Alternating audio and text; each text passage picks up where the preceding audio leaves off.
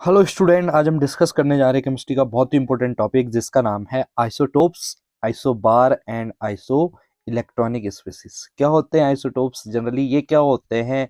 वो एटम्स या वो एलिमेंट्स होते हैं जिनका एटॉमिक नंबर तो सेम हुआ करता है, मास क्या करता है, डिफर करता है ना।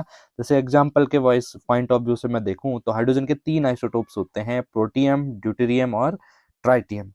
प्रोटियम का एटॉमिक नंबर कितना होता है? 1। मास भी कितना होता है? 1।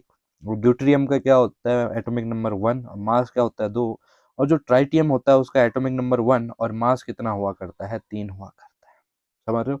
और जितने भी आइसोटोप्स होते हैं उनकी केमिकल प्रॉपर्टीज क्या होती हैं? सेम।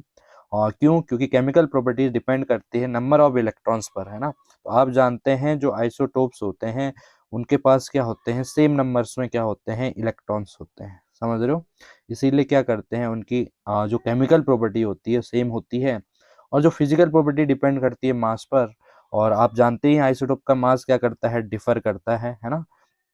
तो इसीलिए इन आइसोटोप्स की फिजिकल प्रॉपर्टी भी क्या करती है? आपस में डिफर करती है। चलो दूसरा हम डिस्कस करते हैं आइसोबार्स। आइसोबार्स कुछ नहीं होता, एटॉमिक नंबर डिफर करेगा आइसोबार्स के अंदर और एटॉमिक मास क्या होगा? सेम होगा। अगर मैं एग्जांपल के पॉइंट ऑफ व्यू से देखूं तो कैल्शियम का जो एटॉमिक नंबर होता है 20 होता है और मास क्या हुआ करता है? 40। और हमारे पास एक आर्गन भी होता है, आर्गन का जो एटॉमिक नंबर होता है वो होता है 18 और मास क्या होता है आर्गन का? 40। देखो यहाँ पर हुई ना बात।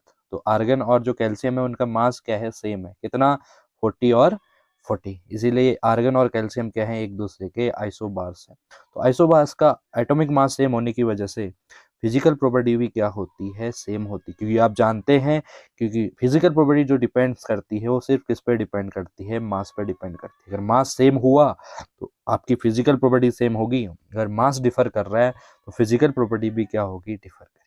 और तीसरी चीज हम डिस्कस करते हैं iso electronic species. Iso electronic species कुछ भी हो सकते हैं, आयंस, एटम, है ना।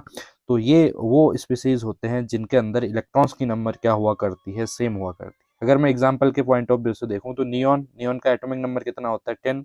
अगर एटॉमिक नंबर 10 है तो उसके अंदर इलेक्ट्रॉन्स कितने होंगे? 10। और एक आपके पास मैग्नीशियम पे 2 पॉजिटिव है तो मैग्नीशियम पे कितना प्रोटॉन से एटॉमिक नंबर हुआ करता है? 12। अगर उस पर 2 पॉजिटिव लेके आ रहा हूँ मैग्नीशियम के ऊपर तो इलेक्ट्रॉन्स कितने होंगे उसके पास? 10, है ना।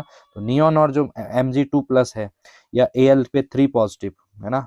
तो सबके सब के हैं आपके पास आइसो इलेक्ट्रॉनिक स्पीसीज है। Thank you for watching this my video.